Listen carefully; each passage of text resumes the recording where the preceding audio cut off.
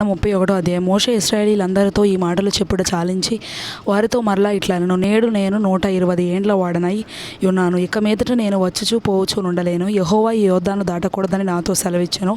నీ దేవుడైన యెహోవా నీకు ముందుగా దాటిపోయి ఆ జనములను నీ ఎదుట నుండకుండా నశింపజేయును. నీవు వారి దేశమును స్వాధీనపరచుకొందువు. యెహోవా సెలవిచ్చినట్లు యెహోషువ నీ ముందుగా దాటిపోవును. యెహోవా నశింపజేసిన అమోరీల రాజైన సీహోనుకును ఓగుకును వారి దేశమునకును ఏమి చేసెనో ఆ ప్రకారముగానే ఈ జనములకును చేయును.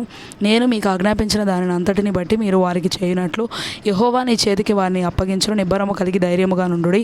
భయపడకుడి, వారిని చూచి దిగులు పడకుడి. నీతో కూడా వచ్చువాడు నీ దేవుడైన యెహోవాయే. ఆయన నిన్ను విడువడు, నిన్ను ఎడబాయడు. మరియు మోషే యెహోషువను పిలిచి, నీవు నిబ్బరము కలిగి ధైర్యముగా నుండుము. యెహోవా ఈ ప్రజలకిచ్చుటకు వారి పితరులతో ప్రమాణం చేసిన దేశమునకు నీవు వీరితో కూడా పోయి దానిని వారికి స్వాధీనపరచవలెను. నీ ముందర నడుచువాడు యెహోవా. ఆయన నీకు తోడై ఉండును. ఆయన నిన్ను విడువడు, నిన్ను ఎడబాయడు. భయపడకము, విస్మయం పొందకుమని ఇశ్రాయేలీయులందరి ఎదుట అతనితో చెప్పెను. మోషే ఈ ధర్మశాస్త్రమును రాసి యెహోవా నిబంధన మందసమును మోయు యాజకులైన లేవీయులకును ఇశ్రాయేలీయుల పెద్దలందరికీ దానిని అప్పగించి వారితో ఇట్లనెను, ప్రతి 7వ సంవత్సరాంతమున అనగా నియమింపబడిన గడువు సంవత్సరమున నీ దేవుడైన యెహోవా ఏర్పరచుకున్న స్థలమందు ఇశ్రాయేలీయులందరూ ఆయన సన్నిధిని కనబడి పర్ణశాలల పండుగను ఆచరించినప్పుడు ఇశ్రాయేలీయులందరి ఎదుట ఈ ధర్మశాస్త్రమును ప్రకటించి వారికి వినిపింపవలెను. మీ దేవుడైన యెహోవాకు భయపడి ఈ ధర్మశాస్త్ర వాక్యములన్నిటినీ అనుసరించి నడుచుకున్నట్లు పురుషులేమి, స్త్రీలేమి, పిల్లలేమి, నీ పురములలోనున్న పరదేశులేమి వాటిని విని నేర్చుకొనుటకై అందరినీ పోగు చేయవలెను. అలాగు నేర్చుకున్న ఎడల దానిని ఎరుగని వారి సంతతి వారు దానిని విని మీరు స్వాధీనపరచుకొనుటకు యోర్దానును దాటబోవచ్చున్న దేశమున మీరు బ్రతుకు దినములన్నీ మీ దేవుడైన యెహోవాకు భయపడుట నేర్చుకొందురు.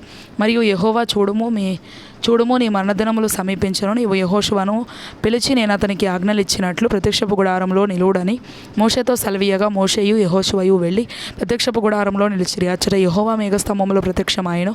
ఆ మేఘస్తంభం ఆ గుడారపు ద్వారము పైన నిలువగా యెహోవా మోషేతో ఇట్లనెను, ఇదిగో నీవు నీ పితరులతో పండుకొనబోచున్నావు. ఈ జనులు లేచి ఎవరి దేశమున తాము చేరి వారి నడుమ నుందురో ఆ జనుల మధ్యను వ్యభిచారులై ఆ అన్యదేవతల వెంట వెళ్ళి నన్ను విడిచి నేను వారితో చేసిన నిబంధనలు మీరుదురు. కావున నా కోపము ఆ దినమున వారి మీద రగులుకొనును. నేను వారిని విడిచి వారికి విరోధినగుదును.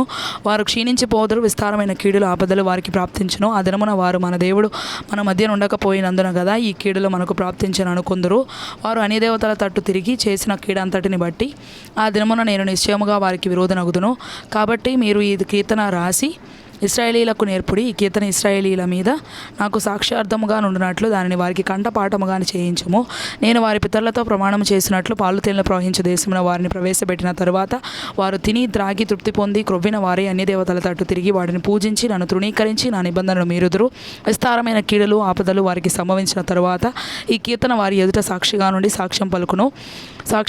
అది మరువబడక వారి సంతతి వారి నోట నుండును. నేను ప్రమాణము చేసిన దేశమున వారిని ప్రవేశపెట్టక మునిపే నేడే వారు చేయు ఆలోచన నేను ఎరుగుదును అనెను. కాబట్టి మోషే ఆ దినమందే ఈ కీర్తన రాసి ఇశ్రాయేలీయులకు నేర్పెను.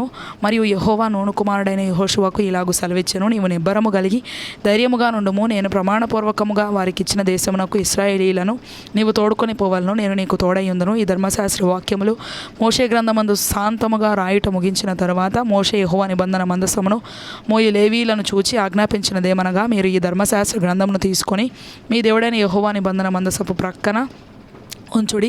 అది అక్కడ నీ మీద సాక్ష్యార్థముగా ఉండును.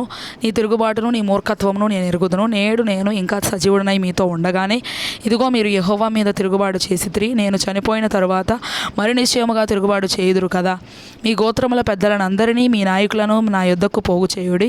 ఆకాశమును భూమిని వారి మీద సాక్షులుగా పెట్టి నేను ఈ మాటలను వారి వినికిడిలో చెప్పెదను. ఏలయనగా నేను మరణమైన తరువాత మీరు బొత్తిగా చెడిపోయి నేను మీకు ఆజ్ఞాపించిన మార్గమును తప్పుదురనియు ఆ దినముల అంతమందు కీడు మీకు ప్రాప్తమగుననియు నేను ఎరుగుదును.